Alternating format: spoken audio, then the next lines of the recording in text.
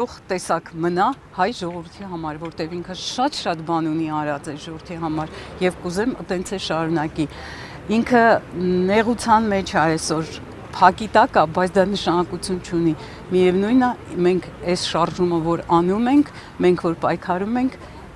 իր առաջնորդությամբ է այս ամեն ինչը տեղի ունենում։ Եվ ես հույսով եմ, որ մենք հաղթանակի կհասնենք, էլի։ Վերջապես մի օր մի լույս կբացվի մեր երկրի, մեր ժողովրդի համար։ Ես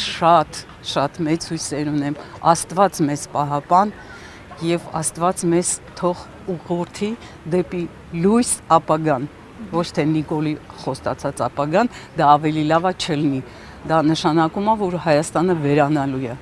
Իսկ մեր ապագան լրիվ տարբերվում է իր ապագայից, էլի։ Եվ ես կուզեմ, որ սրանք էլ մի քիչ խելքի գան, էլի, ու հասկանան, որ իրանք հայ են, որ հայի ինքնությունը հային խեղտելը չի, հային վերացնելը չի։ Իդեպ ինչով եք պայմանավորում այս մեծաթիվ ոստիկանների, պարեկների առկայությունը այստեղ։ Գիտեք ինչ, ես կարծում եմ, որ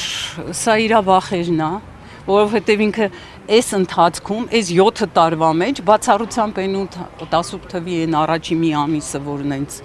իրան մաչոյի տեղ դրած հեծանիվներով ու քայլերով էր գնում աշխատանքի, մնացած բոլոր ժամանակահատվածում ինքը գնացել է այս ոստիկանը եւ ինքը գոյատևում է սրան շնորհիվ։ Որ օրը ինքը մենակ դուրս եկավ, հաշվեք, որ ինքը չկա։ Հաշվեք, որ ինքը չկա, որովհետև ինքը հասցրել է այս ժողովրդին այն վիճակին, որ արդեն էլ նենց բաներ ես լսում, կարդում, գրում, մարդիկ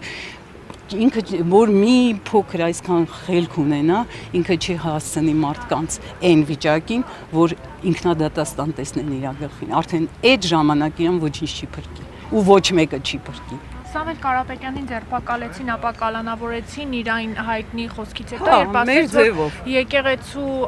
կյանքին եթե չկարողանան քաղաքական դաշտում որևէ լուծում տալ, իրենք իրենց ձևով կմասնակցություն կունենան, այսօր էլ հերթական դեպքն է տեղի ունեցել Արագածոտնի թեմի առաջնորդին եւ քահանաներին են ձերբակալել, դեպ մինչեւ այս պահը հայտնի չէ թե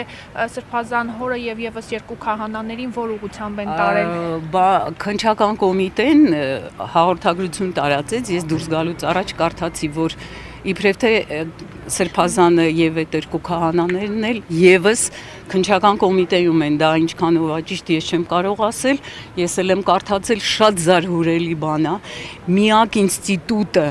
որին իր ձեռքը, իր թաթը չի հասել, դա հայ առաքելական եկեղեցին է։ Հիմա ինքը մի 2 հոգի ունենց ինքը ներսից է,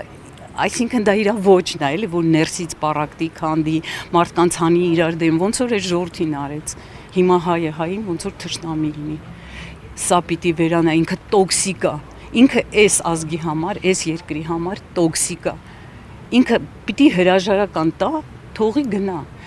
Չհասցնի ժողովրդին այն վիճակին, որ մարդիկ արդեն բոլորը անխտիր ձգտեն, որ ինքնադատաստան տեսնեն իր գլխին։ Իսկ 2018-ին հավատում եք իրեն։ Չէ, ես ընդհանրապես ոչ անկեղծ եմ ասում, ես ոչ կողմնակից եմ եղել իր շարժման եւ գիտեք ինչի չեմ հավատացել։ Ես դրանից առաջ իր այն 95, 96, 97 թվերի այդ որ ինքը դրամաշորտ լրագրող էր, իր հոդվածներն եմ կարդացել ու ես մտածում եմ, որ հայը սենց ման չի կարա էլի, անի, գրի, ասի, ես չէի հավատում, բայց ես չգիտեի, ես տեսնում էի, որ ինչ-որ, գիտեք իր այդ բոլոր, այդ ամբողջ շարժումը զգում էի, որ ինչ-որ մեկի կողմից ուղղորդված է, ինչ-որ մեկի կողմից կարգավորված է, բայց ով այդ ժամանակ չէի պատկերացնում, չգիտեի էլի, ասում էին ինքը այդքան խելք ունի, որ այս ձևից այս շարժումը, բայց պարզվեց, որ դա ինքը չէր էլի, իրան ուղղակի դրել էին,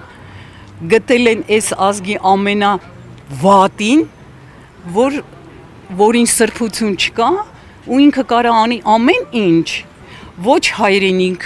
ոչ ինքնություն, ոչ եկեղեցի, ոչ մի բան, բացարձակ այս մարդու համար, բացի պաշտոնից ու փողից, ուրիշ ոչինչ գոյություն չունի։ Իսկ ինքը կարճած է այս աթոռից, որովհետև ինքը շատ լավ գիտի, թե ինչեր է արել, որովհետև այսօր իր ընտրությունը իր կաբինետի եւ բանտախցի մեջ է։ թե որը